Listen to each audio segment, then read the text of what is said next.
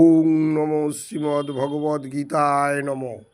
চতুর্থ অধ্যায় জ্ঞানযোগ। শ্লোক 7।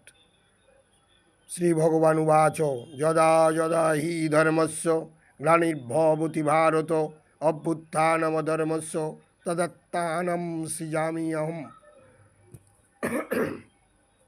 হে ভারত, যখনই ধর্মের অধঃপতন হয় এবং অধর্মের অভ্যুত্থান হয়, তখনই আমি নিজেকে প্রকাশ করে অবতীর্ণ হই।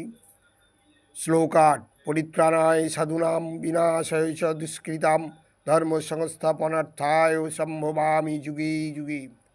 পরমেশ্বর ভগবান বললেন, সাধুদের পরিত্রাণ করার জন্য এবং দুষ্কৃতকারীদের বিনাশ করার জন্য এবং ধর্ম সংস্থাপনের জন্য আমি যুগে যুগে তো অবতীর্ণ হই। শ্লোক 9।